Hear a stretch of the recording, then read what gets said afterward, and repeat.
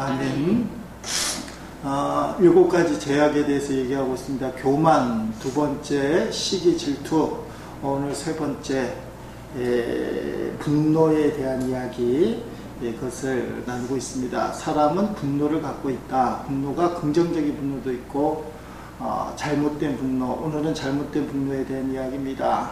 오래전에 창원 극동방송에서 하는 상담학교, 우리 집사람하고 다녔는데, 그때는 부산에 극동방송이 없으니까 부산에 있는 기독교인들이 창원까지 와서 극동방송에서 진행되는 프로그램에 참여를 했습니다.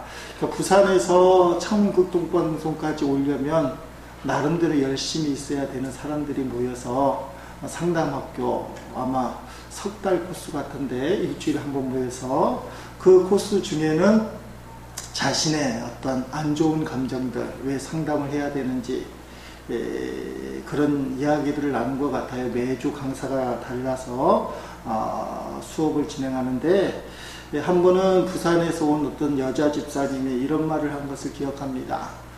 소리 안 나는 총이 있으면 남편을 쏘아 죽이고 싶었다. 부산에서 올 정도로 열심히 갖고 나름대로 신앙이 좋은 여자 집사님인데, 그 집사님이 그때는 아니에요. 남편을 쏘아 죽이진 않았고 쏘아 죽일 총도 없었고, 근데 마음이 소리 나지 않는 총이 있으면 남편을 죽이고 싶었다. 교회 다니면서 그런 마음을 먹었다라는 거예요. 이해가 되십니까? 보니까 다 이해가 된다고 끄떡이시는 것 같은데, 소리 안 나는 총만 있으면 우리 남편도 10번도 죽었다, 뭐 그럴 수 있죠. 교회 다닌다고 해서 분노가 사라진 게 아닙니다. 예수님의 십자가의 용서 알고 있고 은혜를 누리고 있고 믿음으로 산다고 얘기하지만, 감정 조절이 안 될 때, 분노, 감정 조절이 안 될 때가 있습니다. 제 분노를 어떻게 처리할 것인가 라는 것이죠. 먼저 인간에게 필요한 분노가 있습니다. 잘못된 일을 보고 또 사회적인 불의를 보고 공분을 느끼고, 그렇게 해서는 안 된다. 모순과 부조리, 악에 대한 제도적인 어떤 것들에 대해서 당연히 분노를 해야 됩니다. 그것이 결국은 세상을 바꿀 수 있는 계기가 되는 것도 사실이에요. 비윤리적인 것에 대해서 도덕적인 분노, 어떻게 목사가 그럴 수 있느냐, 그런 분노 필요할 수 있습니다. 주일날에 말씀드린 지중해 바닷가에서 빨간 옷을 입고 죽은 3살짜리 아일란 쿠르드 이야기가 전 세계로 울리고 있고, 지금까지도 오늘 신문에서도 논란이 되고 있습니다. 많은 나라에서 난민들 수용하겠다. 한국의 박노해 시인, 아시는 분은 아실 텐데, 박노해 시인이 이런 시를 썼습니다. 아기야 일어나라, 제목인데, 아기야 일어나라, 일어나 걸어야지. 아직 꿈을 꾸고 있는 거니 살포시 눈을 감고 엄마 품으로 걸어가려는 듯 운동화를 꼭 신고 붉은 볼의 얼굴을 파도에 묻고 꿈꾸듯 잠이든 아가야. 날마다 죽고 30만이 죽어간 분쟁의 땅에서 떨고 피하고 숨고 탈출해도 아가야, 네가 안긴 곳은 엄마 품도 새로운 땅도 아닌 지중해 파도 속이었구나. 아가야 일어나라, 일어나 걸어야지. 저 죽음의 바다를 딛고 저 미친 무기의 땅을 밟고 저 높은 난민의 벽을 타고 걸어야 해. 아가야, 언제부터 포기해버린 전쟁의 땅, 언제부터 문 닫아버린 국경의 벽, 그렇게 굳게 닫힌 내 마음의 세계. 그래, 여기도 사는 게 전쟁이라서 나 하나 살아남기도 너무 힘들어서 무관심의 파도가 발밑을 치는데, 내 가슴을 꼭꼭 쥐려밟는 네 발걸음은 너무도 가벼워서, 끝도 없이 졸지어 걸어오는 아이들의 행렬은 너무도 무거워서 내 가슴은 이렇게 깊이 파이는데, 아가야 일어나라, 일어나 걸어가라. 해 뜨는 땅으로 내 가슴을 꾹꾹 받고 걸어가라. 아기야 해변의 아일라나. 이렇게 시를 썼어요. 함께 생각해 볼 이야기죠. 왜 난민이 생기는가, 그 난민들이 탈출하다가 얼마나 많이 죽는가. 여러분, 그래서 분노는 필요합니다. 개선을 하려고 하면 분노해야 개선하죠. 물에 물을 탄 듯이 이래저래 다 좋습니다. 세상살이가 황희정승처럼 이래도 그만 저래도 그만 좋은 긍정적인 자세이긴 하나, 세상을 바꿀 수 있는 건 어떤 면에서 분노라고 얘기할 수 있습니다. 그런데 분노를 구별해야 된다. 죄악과 분노의 구별이 필요하다라고 볼 수 있습니다. 분노는 인간의 감정이라 얘기할 수 있어요. 그것은 어떤 면에서 개선의 능력이 있는데, 분노가 죄가 됐을 때 오늘 7절 말씀 같은 경우에 가인에게 죄를 다스리라. 인간이 분노하는 건 어쩔 수 없어. 하나님이 주신 감정이니까. 그런데 이 분노를 다스리지 못했을 때 문제가 생길 수 있다는 겁니다. 왜 분노를 다스리지 못하면 문제가 되냐? 죄가 되기 때문에 그렇죠. 오늘 본문은 유명한 이야기입니다. 우리가 잘 알다시피 최초의 살인사건, 성경에 기록된 내용으로 보면 아담과 하와가 결혼해서 자식을 낳죠. 가인 형님을 낳고 아벨 둘째를 낳았는데 둘이 제사를 드렸습니다. 근데 하나님은 아벨의 제사, 동생의 제사는 받으시고 형님 가인의 제사는 받지 않았다. 그런데 그것 때문에 화가 나서 분노해서 가인이 아벨을 돌로 쳐 죽였다. 오늘 본문의 내용은 그 내용입니다. 하나님이 진단하시기를 죄가 너를 원하나 죄에게는 소원이 있다는 거예요. 죄를 짓게 되면 소원을 얻는데 너는 죄를 다스릴지니라. 죄된 마음을 먹는 것은 생길 수 있다는 거야. 뭐 좋은 분노든 나쁜 분노든 그것은 어쩔 수 없이 생기는 감정이지만 다스리지 못한 것에 대한 하나님의 책망. 왜 다스리지 못했느냐? 우리가 그것을 봐야 된다는 것. 그래서 분노는 좋은 분노도 나쁜 분노도 일단은 다스려야 된다. 감정을 다스려야 된다. 이게 핵심이에요. 감정을 다스릴 줄 알아야 된다. 가인이 왜 분노했느냐? 첫 번째 이유는 간단합니다. 불공평하다는 거예요. 불공평. 왜요? 아벨의 제사는 받고 나의 제사는 받지 않았다. 모든 사람들이 기본적으로 분노하는 이유는 나를 우습게 여긴다는 거예요. 나를 우습게 여긴다. 나를 멸시한다. 이 말은 뭐예요? 나를 불공정하게 대한다. 나는 특별히 손해를 많이 입히게 한다. 내가 억울한 일을 당했다. 이런 불공정한 취급을 받을 때 우리는 부당한 느낌이 들 때 그때 분노한다. 교회에서도 행여자들 오면 단어 사용을 잘해야 됩니다. 거짓님 어서 오십시오. 밥 줄까요? 아마 유리창 하나도 안 남을 거예요. 경찰서에 끌려가더라도 돌을 던지면서 내가 거지냐? 거지 맞잖아요. 밥 뭐 들어 먹으러 왔습니까? 옛날 말로 하면 거진데. 그래서 거지님 어서 오세요. 밥 드릴까요? 아마 교회 유리창 안 남고 다 깨트릴 거예요. 좀 용기 있는 사람은 그 앞에서 깨트리고 용기 없는 사람은 저 멀리 도망가는 척하다 큰 돌 던져서 깨트리고 도망가고. 그렇게 하지 않겠습니까? 용어 사용을 잘해야 됩니다. 딱 오시면 선생님 어떤 일로 오셨습니까? 아니 알아도 그렇게 얘기해야 돼.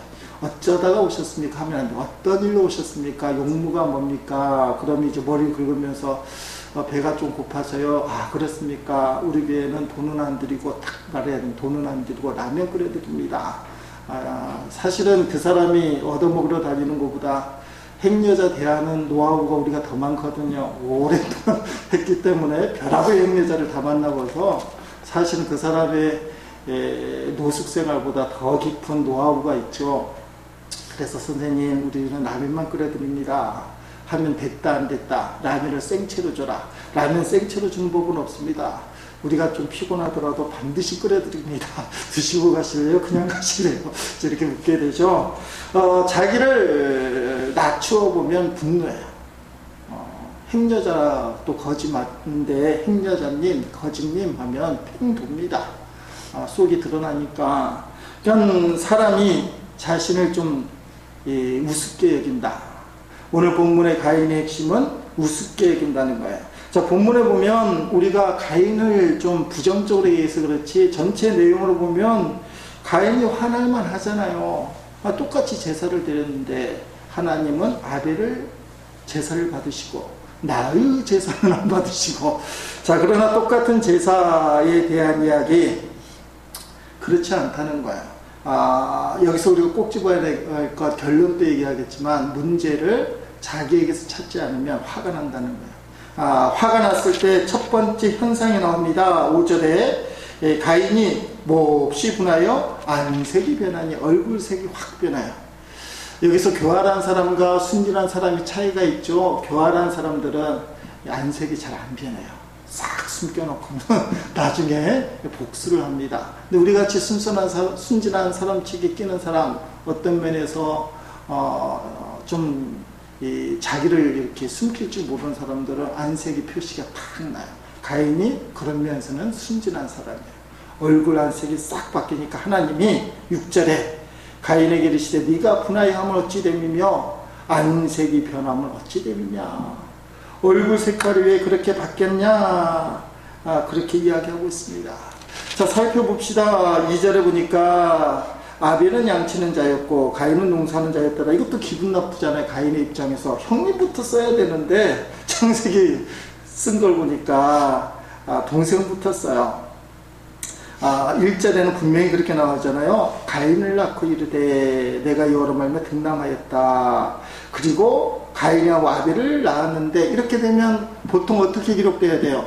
가인이 농사하는 자였고 아벨은 양치는 자였다. 히브리어가 어떻게 순서를 쓰는지 모르지만 감이 그렇잖아요. 형님이 낳았으니까 형님부터. 근데 아벨이 분명히 나중에 동생으로 나왔다고 해놓고는 아벨은 양치는 자였고 가인은 농사하는 자였더라. 우리가 가인 편에 서서 보면 기분 나빠요.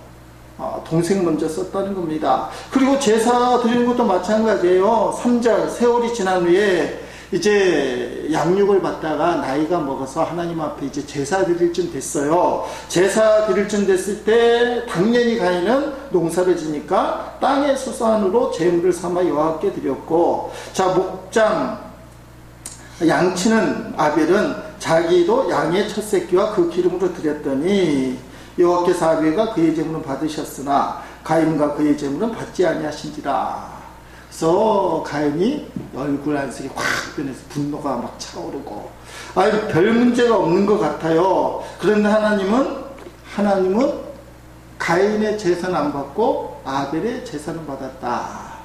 이거 들을 때마다 좀 복잡한 이야기죠. 어떤 사모님은 이거 아무리 들어도 이해가 안 된대요. 성경적으로는 대충 감은 가요. 히브리서 말씀도 드리겠지만 아무리 그래도 그렇지 왜 아벨의 제사는 받고 가인의 제사는 받지 않느냐. 아무리 설명해도 이해가 안 되네. 제가 이렇게 설명을 들어도 이해가 안 될 수 있습니다. 자, 먼저 전제가 중요해요. 그 전제, 왜 사모님이 이해를 못하는 전제가 뭐냐? 하나님이 이상하다는 거예요.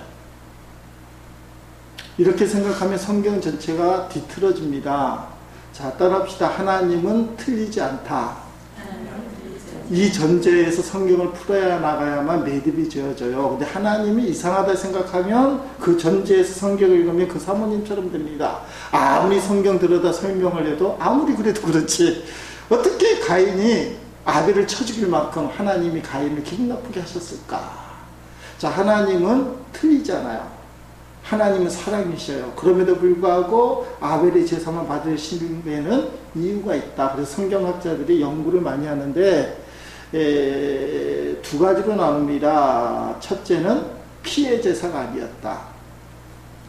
두 번째는 마음이 틀리다라는 거. 마음. 자, 이제 피의 제사가 아니었다는 말씀은 당연히 아벨은 양을 치니까 양을 제물로 드릴 때 하나님 앞에 양을 잡아요. 피가 흘려요. 피 흘림 있는 제사를 드린 거죠. 가인은 피를 흘려서 제사를 드릴 수가 없어요. 그렇잖아요. 그런데 이 창세기는 제사법이 형성된 레위기 이전에 기록된 책이라는 거죠. 그러니까 처음 제사를 드리는 가인과 아벨이 레위기법에 의해서 피로 제사를 드려야 된다는 법에 접촉이 됐느냐. 또 레위기에서 보니까 소제가 있잖아요. 소제는 곡식으로 드리는 거예요. 가난한 사람들이 비둘기도 잡아서 못 드리면 비둘기 잡는 게 쉽나요?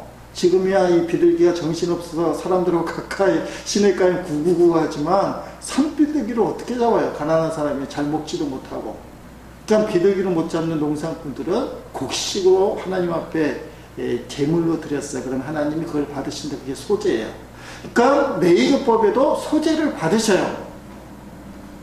그러니까 피 흘림이 있는 제사, 아벨은 피 흘림의 제사여서 하나님 받으셨고, 가인은 피 흘림이 없는 제사라서 받으시지 않으셨다. 이것에 대해서는 동의할 수가 없다. 라고 우리가 생각할 수 있습니다. 자, 그래서 두 번째는 마음의 자세. 히브리서 11장 4절로 얘기하면 믿음으로 아벨은 가인보다 더 나은 제사를 하나님께 드렸더니, 믿음이 마음의 자세인데 4절 말씀에 남다른 단어가 나옵니다. 자, 3절과 4절을 다시 읽으면 창세기 4장 3절 4절, 세월이 지난 후에 가인은 땅의 수산으로 제물을 삼아 여호와께 드렸고 아벨은 자기도 양의 첫 새끼와 그 기름으로 드렸더니 여호와께서 아벨과 그의 제물을 받으셨으나. 창세기 기록자가 가인은 거기 보니까 땅의 소산 드렸습니다. 그 다음에 똑같은 패턴으로 아벨의 제사를 표현하면 아벨은 자신의 양을 드렸다, 이렇게 표현해야 돼요. 그렇잖아요. 가인이 언제 첫 소산물이라고 했어요? 아니에요. 그냥 땅의 소산물. 그러니까 아벨의 제사도 만약에 그냥 양으로 드렸다 이렇게 표현하는 게 맞아요. 그러면 진짜 가인이 억울하다는 거야.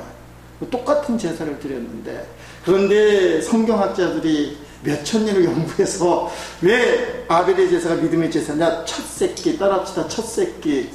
욕하는 마음으로 이제 첫 새끼를, 그 첫 새끼는 처음 거. 우리 맥주 감사절 지키잖아요. 처음 건 하나님의 것이다. 그 다음에 레위기에 보면 기름.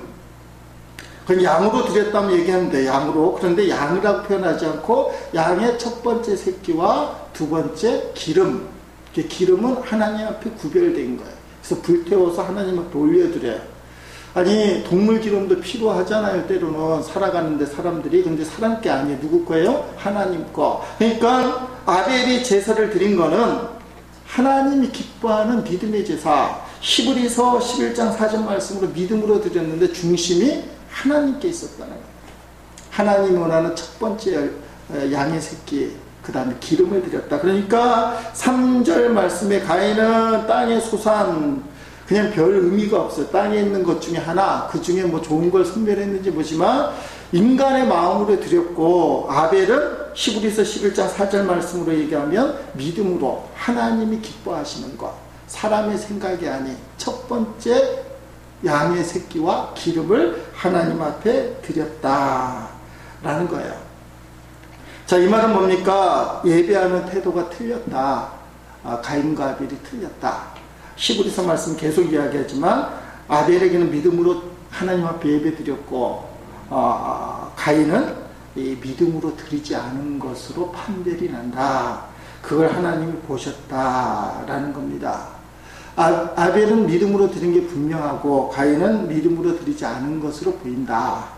우리가 굳이 이렇게 해석할 수가 있다는 것이죠. 왜냐하면 창세기 말씀에 특별히 다른 점이 그 내용이라는 겁니다. 그러니까 하나님이 원하시는 제사는 믿음으로, 어떤 믿음? 하나님이 기뻐하는 믿음. 사람 중심의 믿음이 아닌 하나님 중심의 믿음이라는 거죠. 그러니까 하나님이 기뻐하는 믿음.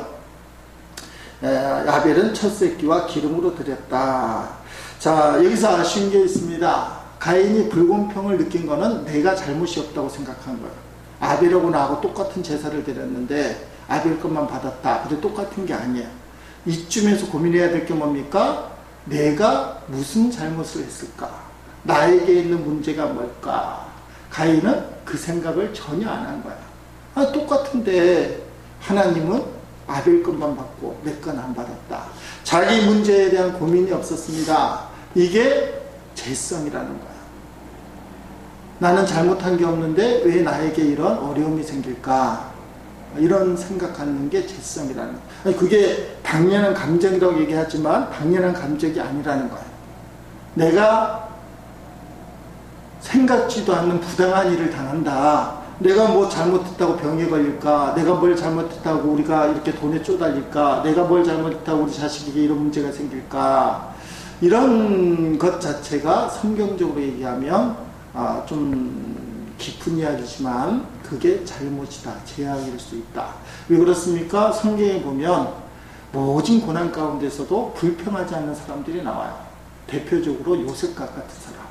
형님들이 인신매매하고 팔아먹으려고 하면 처음엔 죽이려고 하다가, 근데 성경에 보면 요셉이 원망했다, 불평했다는 말이 없어요. 오히려 용모가 준수하더라. 고난 가운데 있는 사람이 잘생겼다, 이 말에 보디발 장군의 부인이 유혹할 만큼.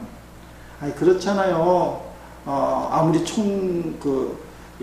모든 일을 관장하는 이 총리가 됐다. 즉, 노예 중에 가정을 감당하는 총무가 되었는데, 못생기면 마님이 유혹하겠어요? 안 유혹하겠어요?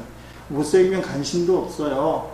성경에 보니까 요셉이 용모가 준순하더라. 고난 가운데.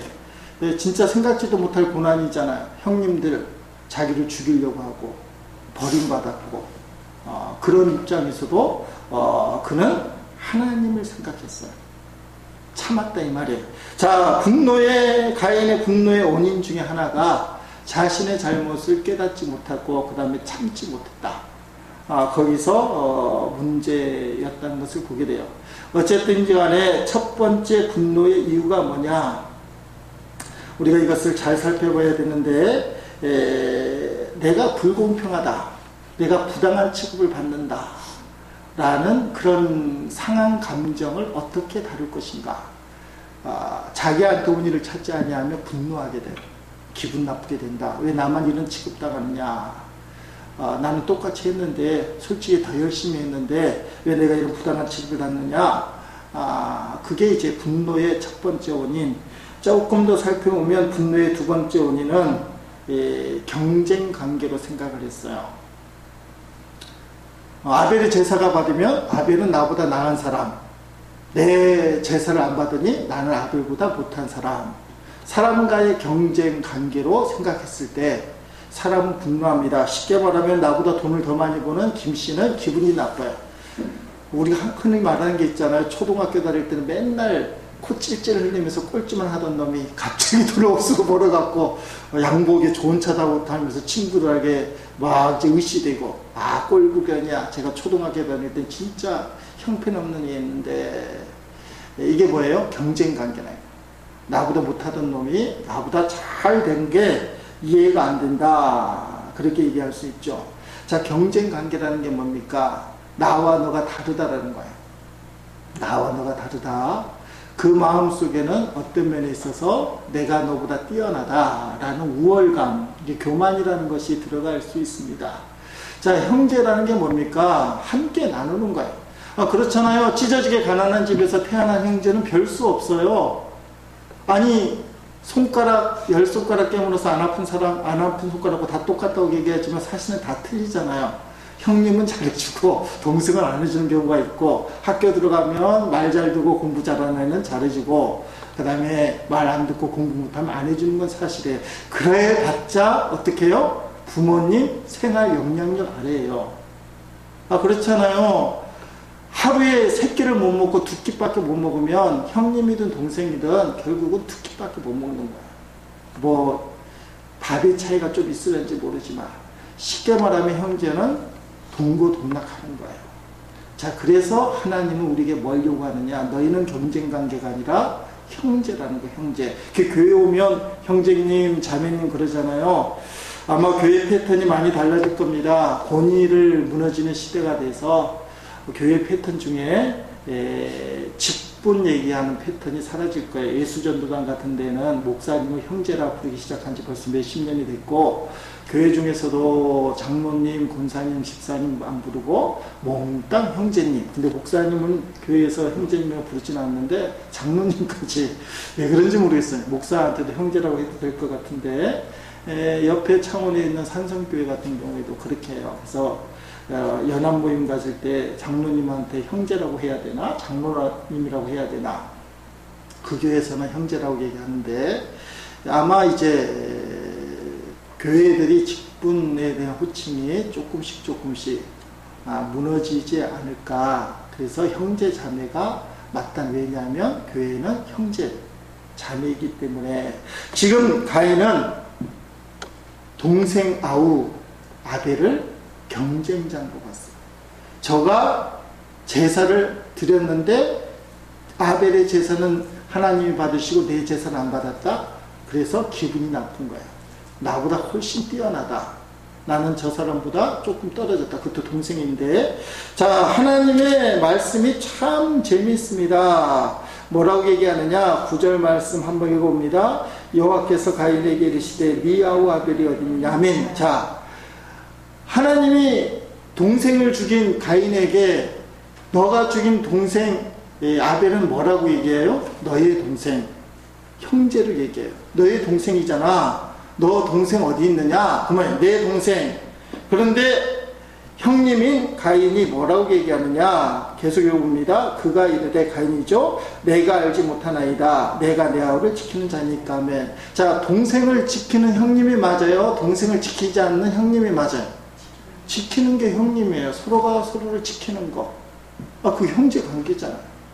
만약에 형님이 동생을 안 지켜주면 나쁜 놈이죠. 아니, 피를 나눈 형제를 어떻게 안 지켜줍니까?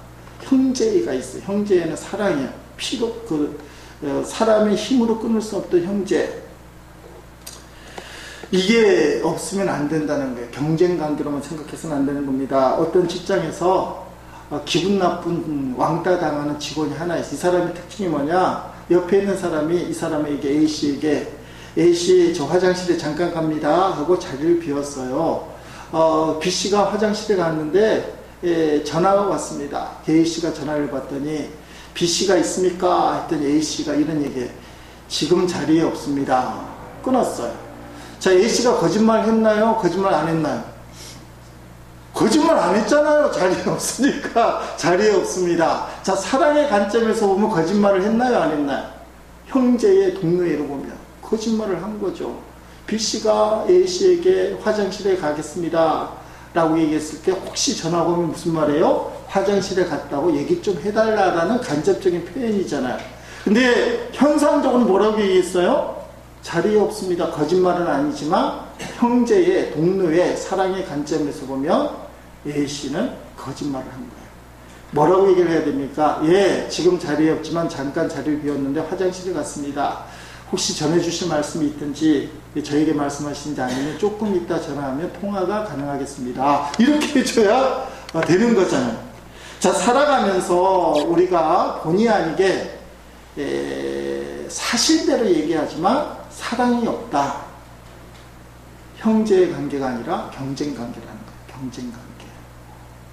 하나님이 가인에게 그렇게 묻는 거예요. 너의 아우 아벨은 어디 있느냐? 그랬더니 가인은 아벨하고 형제가 아니라고 얘기해. 내가 동생을 지키는 자입니까? 나 동생 지키지 않습니다. 나는 그 인간을 동생으로 생각하지 않습니다. 이거는 누가복음 15장의 탕자의 비유에서도 나와요. 집 나간 탕자가 돌아오니 아버지는 안아주는데 형님이 기분 나빠요. 저 인간은 아버지의 제사를 몽땅 탕진한 인간인데 왜 저렇게 반겨줍니까? 나 있을 때는 한 번도 잔치를 베풀어 주지 않았더니 저 몹쓸 인간이 돌아오니 왜 이렇게 잔치를 베풀어 줍니까? 그랬더니 아버지가 얘야 너는 나와 함께 있어서 모든 걸 누리지 않았느냐? 왜 형님은 이해를 못해요? 우리가 그 말씀 보는 건 아니지만 그래서 그 형님을 집안에 있는 탕자, 집안에 여전히 아버지하고 있지만 탕자라는 아버지 마음을 몰라주니까 경쟁관계로 생각할 때 그 사람은 분노할 수 있다. 그렇게 이야기할 수 있습니다. 오늘 이 악한 시대, 경쟁 시대, 무한 경쟁의 시대, 사회가 그걸 불치고 있죠. 무한 경쟁의 시대에 이 경쟁의 시대를 어떻게 사랑의 관계로 회복할 수 있느냐? 그 답은 형제의식, 형제의식을 가져야 된다. 자, 불공평한 의식, 이게 분노의 이유고 두 번째는 이 경쟁관계라고 생각하는 의식, 세 번째가 있는데 오늘 말씀에 나와 있습니다. 아까 7절 말씀 중요하다고 했는데 제가 원하는 것을 다스려야 된다. 자, 분노가 생길 수밖에 없습니다. 그 분노가 생길 때 분노를 다스려야 돼요. 어떻게 다스려야 되느냐? 하나님 말씀으로 다스려야 된다. 사람이 화를 스스로 컨트롤하려고 하지만 잘 안 되잖아요. 어떤 부부가 너무 심각하게 욕하고 큰 소리로 싸우는 걸 둘이 알았어요. 아, 이렇게 살면 안 되겠다. 그렇게 느꼈습니다. 그래서 두 부부가 약속을 했어요. 첫째, 큰 소리 치지 말자. 둘째, 서로 욕하다 보니까 입이 더러워져서 욕 좀 하지 말자. 두 가지를 딱 약속을 했어요. 자, 한번 화해 분위기가 돼서 약속을 했는데 돌아서자마자 싸울까요? 안 싸울까요? 싸우는 거예요. 근데 약속을 했으면 지켜야 되는 겁니다. 차를 타고 가는 중이에요. 차를 타고 가다가 갑자기 남편이 차를 타고 가다가 딱 멈추는 거야. 그리고는 길가에 대더니 자기 부인을 툭툭 칩니다. 여보, 응? 그게 분위기가 안 좋을 때. 아니, 친척을 만나면 인사를 해야지. 왜 그대로 있어? 저 친척이 인사를 해. 그 남편이 가리키는 게 보니까 도구예요, 도구. 개를 보면서 친척을 만나면 인사를 해야지. 그 말은 뭐예요? 마누라한테 당신은 개 아니냐? 친척을 보면 인사 좀 해라. 그랬어요. 그랬더니 부인이 망설임 없이 바로 인사를 하는 거예요. 뭐라고 인사했겠어요? 시아주버님 별일 없으셨습니까? 그렇게 인사를 했더니 아니 큰 소리도 난무하지 않고 욕한 적도 없어요. 그래서 둘이 화해를 하기 위해서 큰 소리 하지 않기, 쌍욕하지 않기. 그런데 이 교활한 인간들이 욕하는 법을 발견한 거예요. 당신 친척 아니냐? 시아버지님 잘 계시냐고. 이게 사람의 마음입니다. 분노는 사실은 조절하기 힘들어요. 자기 힘으로 안 된다는 겁니다. 그래서 7절 말씀, 너는 죄를 다스릴지냐, 이게 명제잖아요. 이것만 해결하면 문제는 해결돼요. 분노하지 않고 살 수 있어요.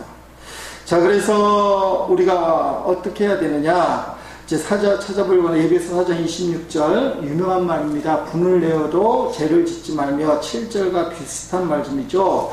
분노하는 감정은 생길 수 있지만 죄를 지어서는 안 된다. 자, 그 다음에 에베소 5장 18절에 보면 유명한 말씀이 나옵니다. 오직 술 취하지 말라. 이는 반탕한 것이니 오직 성령으로 충만함을 받으라. 아멘. 자, 죄를 지으려는 감정을 성령의 컨트롤을 받아야 된다. 그리스도인의 개념 정리를 우리가 사도행전 하면서 뭐라고 그랬어요? 예수를 영접하고 예수님 바라보고 예수님 닮아가는 사람, 이게 성도예요. 성령 충만은 뭐냐? 예수님을 지속적으로 바라보면서 예수님이 우리를 통제하고 지시하고 간섭하는 것을 수용하는 것. 그래서 지속적으로 예수님과 관계를 맺는 것, 그게 성령의 역사고, 끊임없이 지속적으로 성령님과 교제해서 예수님의 뜻을 쫓아가면 그것이 성령 충만한 생활이다. 이런 신앙생활을 해야만 분노를 다스릴 수 있다. 우리가 예수님 바라보는 눈동자를 어느 순간에 다른 세상을 바라보기 시작하면 그 틈을 반드시 마귀가 들어온다. 그래서 어떻게 해요? 별거 아닌 것 같은 것 같고도 분노하게 만들어요. 화를 내게 만든다라는 것입니다. 어려운 이야기입니다. 쉬운 이야기 아니에요. 그래서 분노라는 것은 평생을 조절해야 되고 성령 충만함으로 이 분노를 이겨나가야 돼요.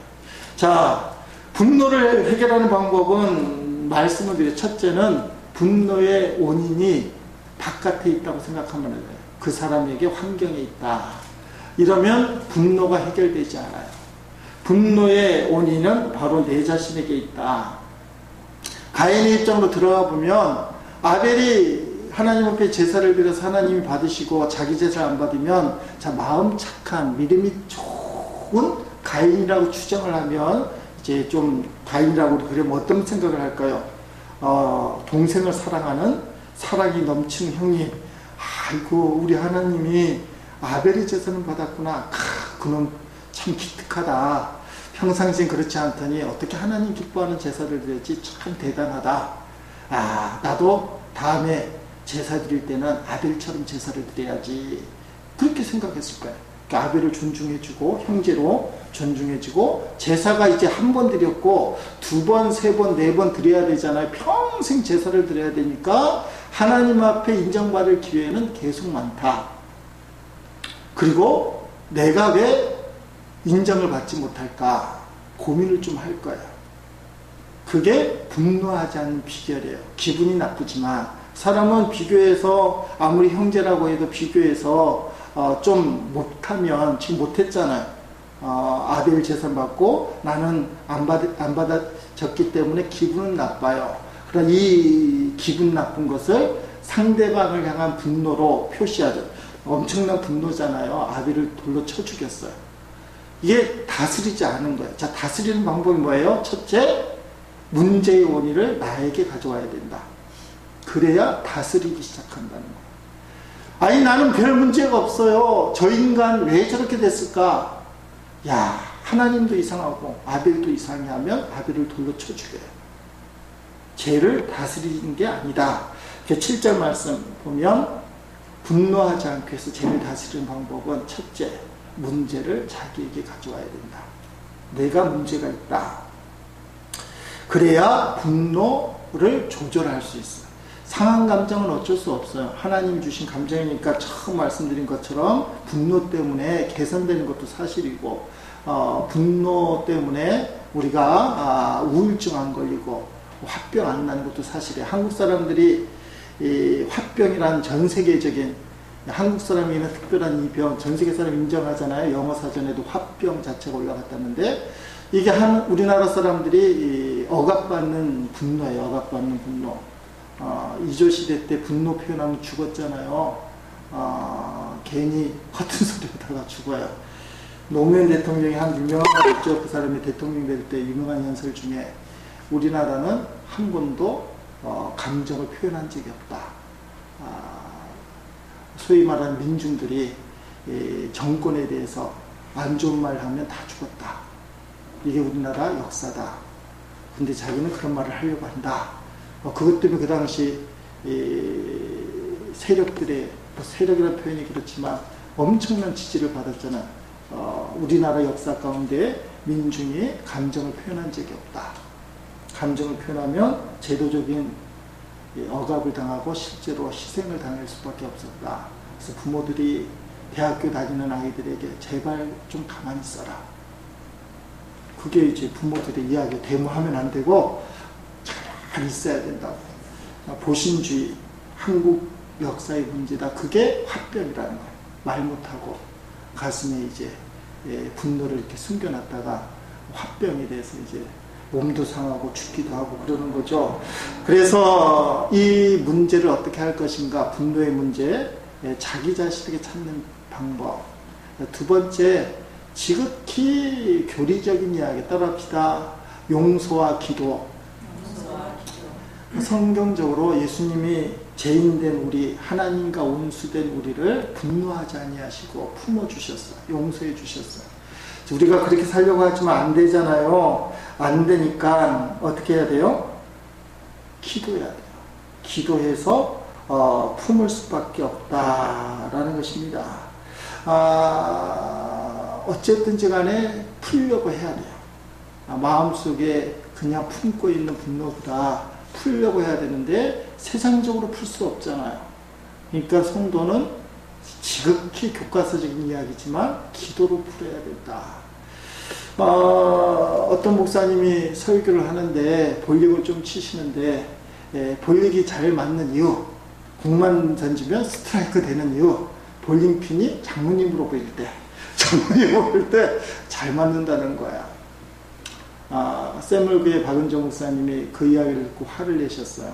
어떻게 목사가 볼링핀을 장로로 볼 수 있느냐. 회개해야 된다. 그 목사들이 농담조로, 어떤 부흥 강사는 부흥에 와서 장난조로 그렇게 얘기해서 교인들이 막 웃는데 안 된다는 거예요. 저가 충격을 입었어요. 그전에도 그런 농담이 그냥 웃자고 하는 얘기인 줄 알았더니 안 된다는 거예요. 목사가 볼링으로 장로님에 대한 안 좋은 감정, 분노를 컨트롤해서는 안 된다. 어떻게 보면 더 올가매는 거잖아요. 어떤 목사님은 분노가 이만큼 차면 바닷가에 가서 파도를 보고 막 소리를 질러주고 파도처럼 없어질 거라고. 그리고 또 한 마리 또 파도처럼 밀려올 거라고. 그렇지만 나는 다 간다할 거라고. 막 소리 지르다가 온다고 그래요. 인간적인 방법은 필요하죠. 목사들도 친위가 필요하고 감정이 어떤 소통할 곳, 필요한 건 사실이나 기본적인 자세를 얘기하는 거야. 볼링핀을 장로님으로 생각하고 에이 하고 멋지를 그렇게 해결해서는 안 된다. 자, 근본을 얘기합니다. 그 목사님들이 그렇게 얘기할 때는 충분히 기도하고 그때 여유를 갖고 그런 걸 한다는 거지. 기도는 아예 안 하고 그냥 핀으로만 해결한다. 그렇지는 않을 거예요. 그렇죠? 신앙 양심이 있으니까. 교인들도 마찬가지예요. 교인들도 기도가 해야 된다. 여러 번 얘기했지만 옛날 권사님들은 젊은 집사님이 우리 집 남편이 요새 문제가 심해요. 외도도 하는 것 같아요. 돈도 적게 벌어야 하면 권사님이 집사님 손을 딱 붙잡고 우리 일주일만 금식기도 좀 하자. 이렇게 토닥토닥거리고 손잡고 철야기도, 금식기도, 작정기도를 해요. 근데 요새 권사님 앉아 계시면 미안하지만 문제가 많습니다. 도닥도닥거리면서 그래 그 마음 어떻겠니? 가서 우리 찜질방 가서 마음이나 한번 편히 이야기하고 털어놓자. 그 찜질방에 간다. 믿거나 말거나 이야기죠. 왜냐하면 영적인 것보다 실제 손에 잡히는 것을 선택하기 시작했다는 거죠. 분노 조절을 어떻게 할 것인가? 어려운 이야기는 맞아요. 결국은 기도와 용서다. 용서가 안 되니까 기도를 해야 된다. 용서가 안 되니까 기도를 해야 된다. 이게 참 힘든 겁니다. 그러나 해보면 돼요. 해보면 됩니다. 예수님의 애틋함, 예수님의 사랑을 느끼게 되면 용서가 되고 사랑이 되고, 인간적으로는 표현을 못한다 했지만 영적으로 자리를 잡고 품을 수 있게 돼요. 가인이 아벨을 결국 못 품고 죽였잖아요. 자, 인간의 육신과 감정을 갖고 있기 때문에 그 사람 만나면 나도 모르게 쭈삣하고, 이미 학습됐잖아. 난 저 인간 싫어. 죽일 만큼 미워. 그거 생각이 딱 자리 잡아서 솔직히 만나면 쭈삣할 때가 있어요. 만약에 그 원수를 정말 사랑합니다, 아무 일도 아닌 것처럼 품을 수만 있다면 성자죠. 근데 그게 잘 안 돼요. 그러나 죄를 짓지 않는 비결을 얘기하는 거야. 오늘 7절 말씀 그래서 중요합니다. 제가 너를 원하나, 감성적으로 우리에게 원해요. 너 그 인간 미워 죽겠지? 안 미울 수가 없잖아. 육체를 갖고 감정을 갖고 있는데 어떻게 안 미울 수가 있어? 당연하다 이거예요. 그렇지만 너는 죄를 다스리지, 죄 져서는 안 돼. 인간적으로 만나서 애틋하고 사랑한다고 표현하고 별일 없듯이 살 수는 없어요. 솔직히 말해서 그럴 수는 없어요. 그러면 성자인데 안 된다는 거야. 그러나 죄를 다스리지 못하면 그 분노는 죄를 낳게 된다. 그러니까 죄를 다스리는 비결이 뭐냐? 성령 충만. 문제는 그 사람이 있는 것이 아니라 내 안에 있다. 그 다음에 기도하고 용서하는 거. 이게 성경적인 가르친다는 거예요. 성경 전체에 가르쳐 십자가의 사랑. 극히 상식적인 이야기입니다. 근데 어려워요. 그러나 그게 맞아요. 그래야 죄를 다스릴 수 있습니다. 오늘 분노에 대해서 이야기했습니다. 분노는 나쁜 것만은 아니에요. 분노가 필요하긴 하나, 그러나 그 분노가 죄가 되지 않도록 다스려야 된다. 오늘 말씀의 핵심은 그거예요. 죄를 짓게 만들려고 분노는 우리에게 작용을 해요. 그러나 분노가 이끄는 대로 가서는 안 되고 너는 죄를 다스릴지니라. 하나님이 가인에게 주신 말씀이에요. 오늘 우리가 분노하지 않고 어떻게 살겠습니까? 목사도 분노하니까 주일날 사진 보여주면서 이런 세상 하나님의 뜻이 아니지 않습니까? 분노하는 거잖아요. 정의로운 분노. 근데 그 분노를 어떻게 승화시킬 것인가? 오늘 이게 우리 숙제인데 너무 교과서적인 답이라 좀 실망할지도 모르겠지만 그게 진리예요. 문제는 내게 있고 기도하고 용서하자. 그런 성도 되기를 주의 이름으로 축원드립니다.